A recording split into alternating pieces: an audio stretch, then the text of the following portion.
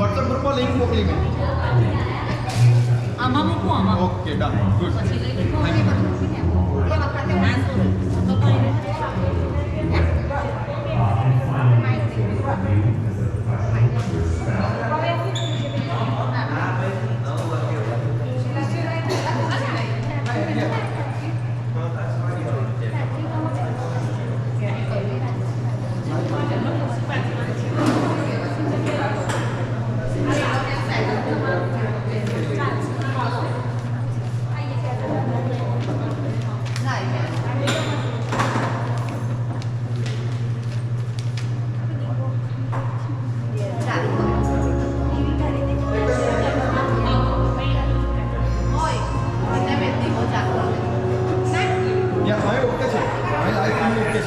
Thank you.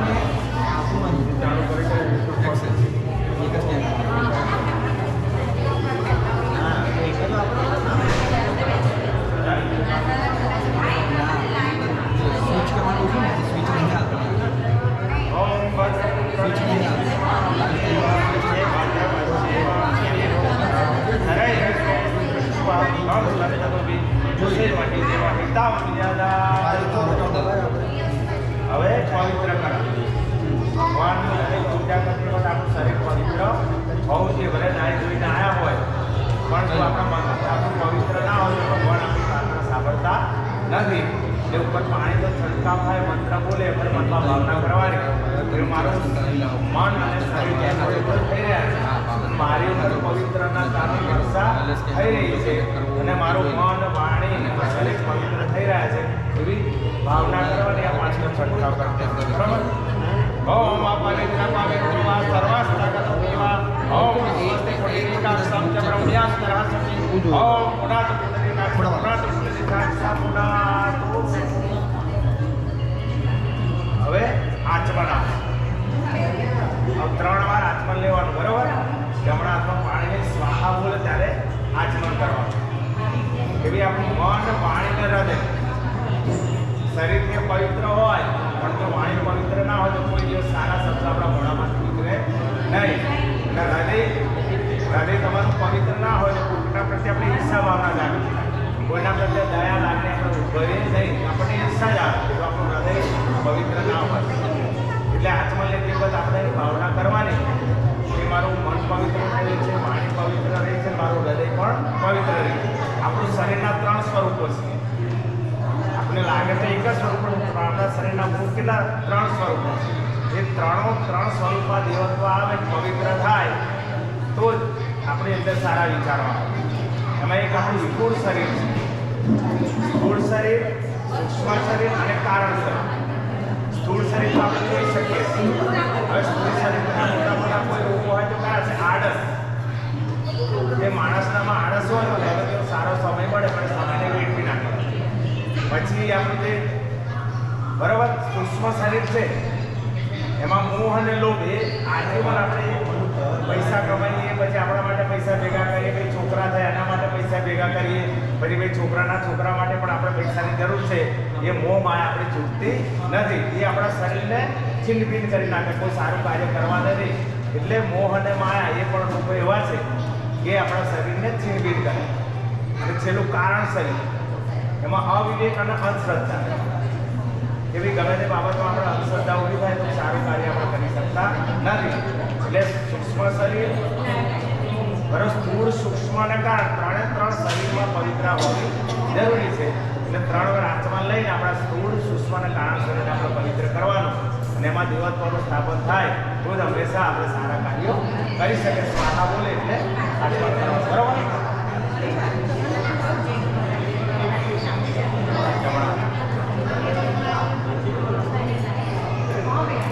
આ રીતે લેવાનું. બરાબર?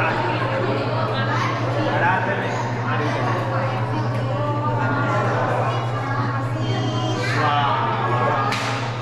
એવા લઈ લો પાછા.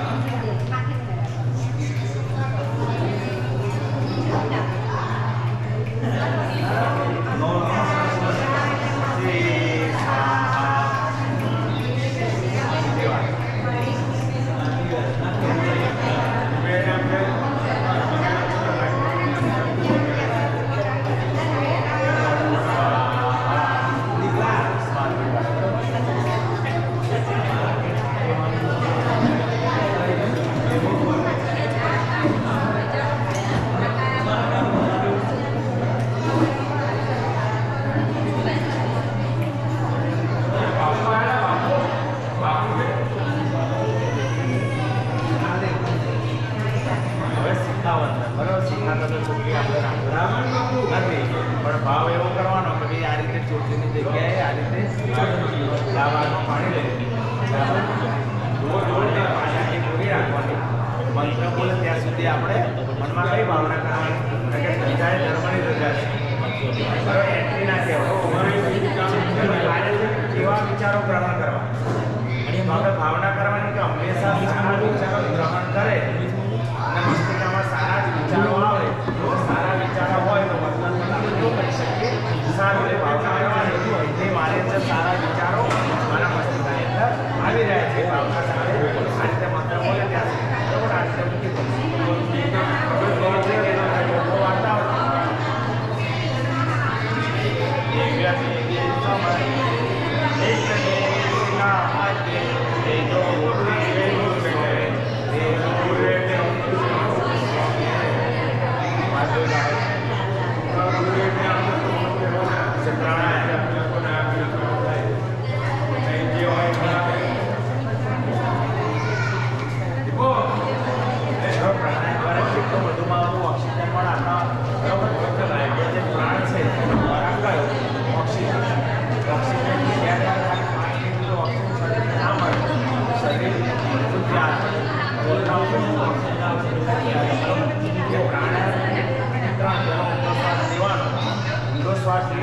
ભાવના કરવાની કે મારામાં જે શ્રેષ્ઠ શક્તિ છે, આપણી શક્તિ પણ આપે સૂર્ય, અને સૂર્યની પાછળ જે પ્રાણ શક્તિ પણ જે શ્રેષ્ઠ શક્તિ મારામાં આવી રહી છે. ભાઈ શ્વાસ લઈ તો શ્વાસ લઈને થોડી વાર રોકવાનો, અને રોકે પર ભાવના કરવાની કે મેં જે પ્રાણ શક્તિ અને જે શ્રેષ્ઠ શક્તિ પ્રાપ્ત કરી છે એમાં શરીરના દરેક અંગોમાં પ્રસરી રહી છે. અને જ્યારે ધીમે ધીમે આપણે શ્વાસ છોડીએ ત્યારે ભાવના કરે કે મારામાં જે ખરાબ ટેવો છે, વિચારો છે, જે છે બધું અંદરથી જ મૂળ માયા જે બહાર નીકળી રહ્યા છે. અત્યારે દેવો અને દાનવ તો છે પણ આપણે પ્રત્યક્ષ રૂપે જોઈ શકતા નથી. આપણા શરીરની અંદર દાનવ છે, દેવ છે, બરાબર. કોઈના પ્રત્યે સારો વિચાર આવે, કોઈનું સારું કરવાની ભાવના જાગૃત થાય ત્યારે વિચારવાનું કે આપણામાં કઈ શક્તિ જાગૃત થઈ છે, દૈવી શક્તિ. પણ કોઈનું ખરાબ આપણે વિચારે કે એનું ખરાબ થાય, આપણે વિચાર ભાવના જાગે ને આપણે વિચારવાનું કે કઈ શક્તિ જાગૃત થઈ છે, દાનવ. એટલે કઈ શક્તિને જાગૃત કરી એ કોના હાથમાં છે, આપણા હાથમાં. એટલે આપણે હંમેશા પ્રયત્ન કરવાનો કે આપણામાં હંમેશા દૈવી શક્તિ જાગૃત થાય અને કોઈનું સારું કરવાની ભાવના આવે, છોકરા પ્રત્યે લાગણી, દયા આવે અને માનવતાનો ગુણ આપણામાં આવે. ક્યારે આવે કે આપણામાં દૈવી શક્તિ જાગૃત થાય. આ બધું કરવાનું કારણ શું? ત્રણે ત્રણ સારું પવિત્ર આપણે થઈ ગયા અને ત્રણે ત્રણ પ્રકારના શરીરમાં જીવનમાં આવી ગયું એટલે હંમેશા આપણામાં કઈ શક્તિ જાગૃત થશે, દેવી શક્તિ. એને કારણે જ આપણે આવા સારા કાર્યો કરી શકીએ. બાકી જો દેવી શક્તિ જાગૃત ના થાય તો આપણા ધાર્મિક સારા કાર્યો આપણે કરી શકતા નથી. બરોબર. આંખો બંધ, શરીર કરતા દબાણ રીતે જમવાનું, શરીર કરતા રાખવાનું, ઊંડો શ્વાસ લેવાનો, રોકવાનો, ધીમે ધીમે છોડવાનો.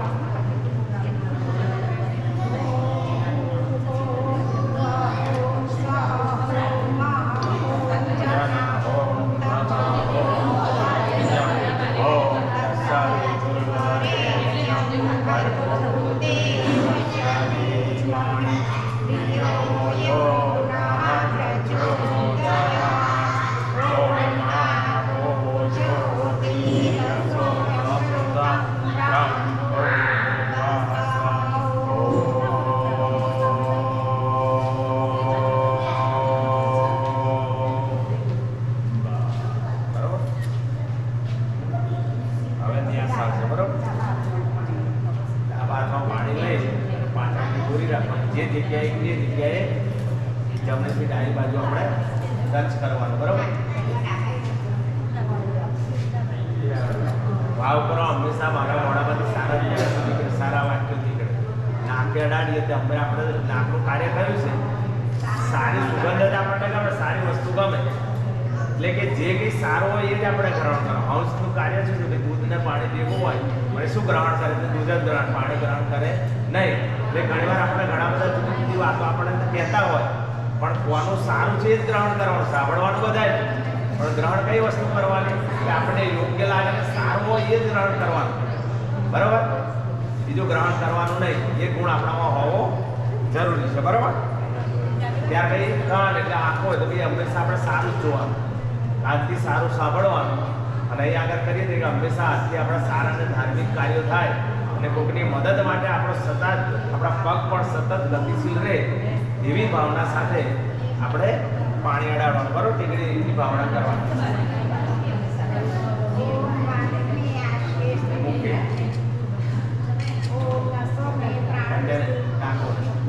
નાકના બંને પછી બંને આંખોને, બંને કાનો, બંને કાનો,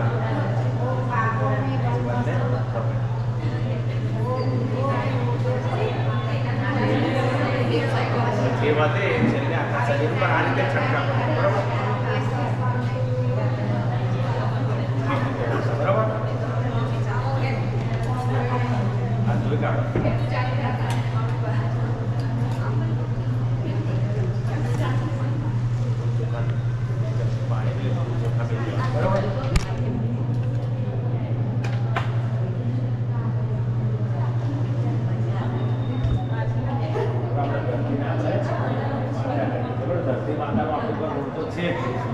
બરોબર. માણસ જન્મ અને મૃત્યુ પામે ત્યાં સુધીની જે સગવડો હોય એ બધી ક્યાંથી આપણે મેળવીએ છીએ?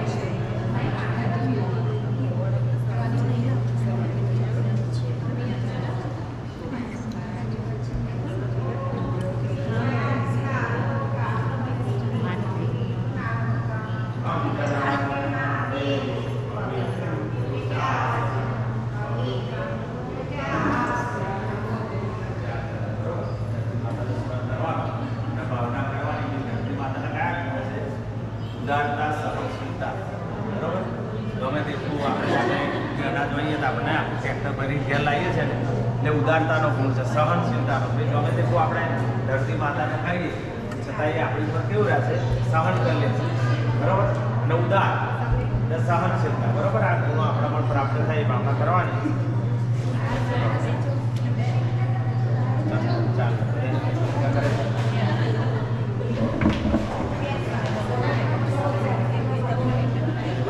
બધા પોતાને ચાલ નાખે તો બરાબર ફાવશે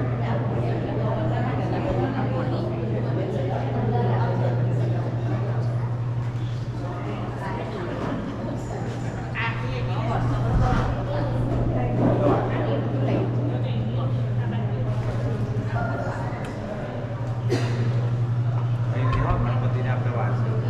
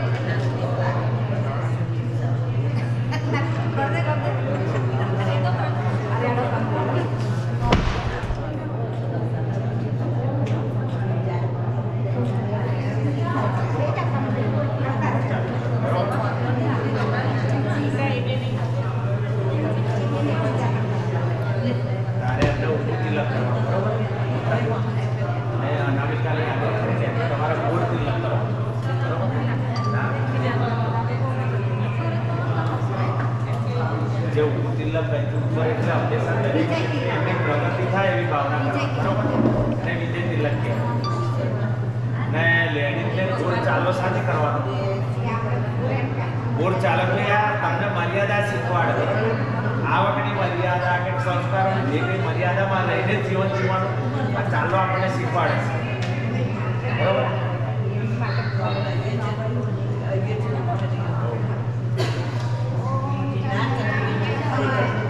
પવિત્રં પાવનાસનમ આપદામહરતે નિત્યમ લક્ષ્મી તિષ્ઠાતિ સર્વદા લક્ષ્મી તિષ્ઠાતિ સર્વદા બ્રો ખાલી પછી ચોખા રાખજે એ રાખ બરાબર જોજો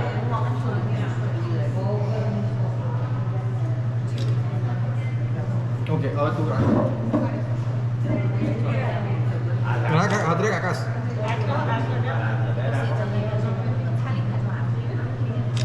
અને ઓકે ચલ ડન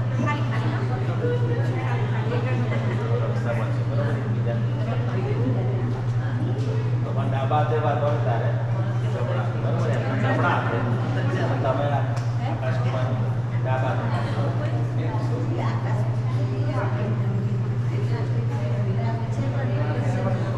જમણા ओम व्रते दीक्षामाप्नोति दीक्षामाप्नोति दक्षिणां दक्षिणां सत्यमाप्नोति श्रद्धाय सत्यमाप्यते श्रद्धाय सत्यमाप्यते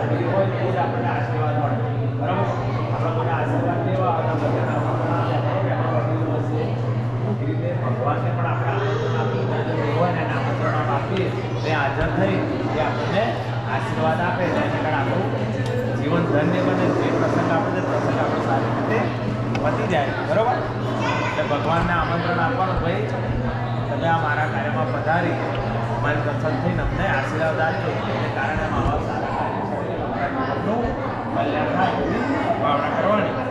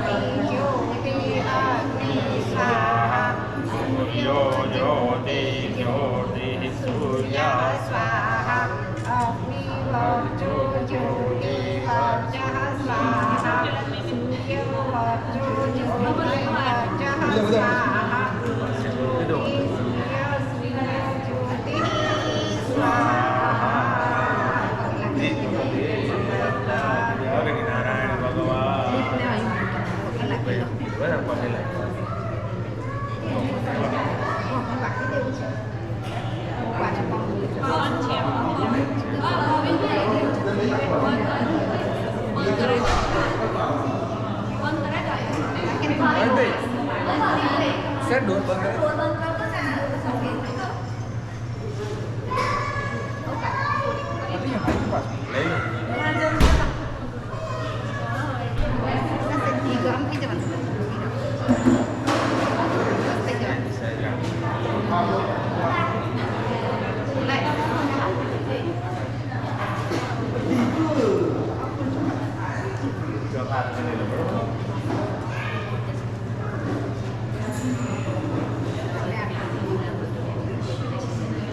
જે આપણા દેવ હોય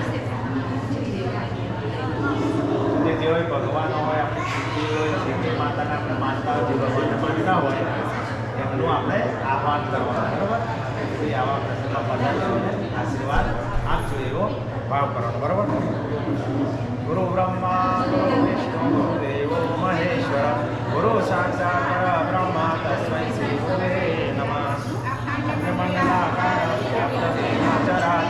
તત્પદં દક્ષિણમેન તસ્મૈ શ્રી ગુરુવે નમઃ માતૃવત્સલાયત્રી ચ પિતૃવર્તમાર્ગદર્શિકા નમોસ્તુ ગુરુ સત્તાય શ્રદ્ધા પ્રજ્ઞાયુતા ચ ઓમ સુગ્રીવ દેવાવ્યમિતા વિદ્યામિ ધાયામિ તતો નમસ્કારં કરોતિ ઓમ આયાતુ વરદે દેવી બ્રહ્મચરી સમવાદિની ગાયત્રી છંદસા માત બ્રહ્મયોગે નમોસ્તુતે ઓમ સીતામયા વરદાય નમઃ તજો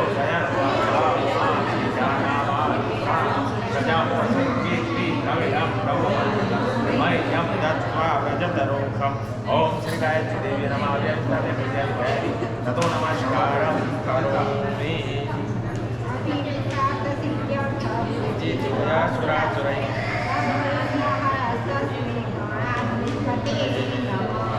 सर्वमं देवी शिवाय सततं नमः प्रकृते भद्राय ओम श्री सर्वादिशा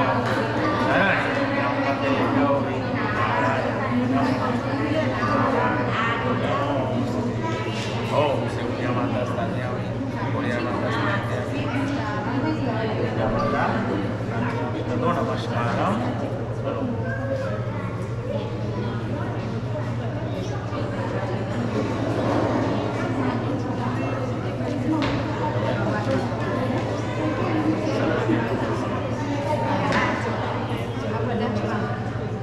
જીવનને આવવાવણ કરી એટલે આમંત્રણ આપી દે મહેમાનો આવે એટલે આપણે એનું સ્વાગત કરવું પડે ભલે કંકોત્રી લખી આપણે ઘેરાયા શું કરવા ના દીધી તો એમને એવું લાગે કે ભાવ વગર આપણને બોલાય બરાબર આવકાર તો આપણી જરૂરી છે એટલે ભગવાનને આપણે આવકાર કઈ રીતે આપવાનો એમને નમસ્કાર કરી તમારે નમઃ બોલવાનું બરાબર ઓમ સિદ્ધ બુદ્ધિ સિદ્ધાય શ્રીમન મહાગણાપતિ નમઃ ઓમ લક્ષ્મી નારાયણાભ્યામ નમઃ ઓમ ઉમા મહેશ્વરાભ્યામ નમઃ ओम वाणी हिरण्य गर्भाभ्याम ओम सती पुरंदराभ्याम ओम मातृ पितृ चरण कमलेभ्यो ओम कुल देवताभ्यो ओम इष्ट देवताभ्यो ओम ग्राम देवताभ्यो, ओम स्थान देवताभ्यो, ओम वास्तु देवताभ्यो, ओम सर्वेभ्यो देवेभ्यो, ओम सर्वेभ्यो ब्राह्मणेभ्यो, ओम सर्वेभ्यो तीर्थेभ्यो, ओम उमिया माता नमः, गोड़ियार माता,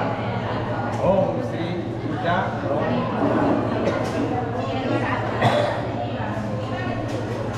ओम एतकर्म प्रधान श्री गायत्री देवी नमः, ओम पुण्यम पुण्यम दीर्घमायास्तु।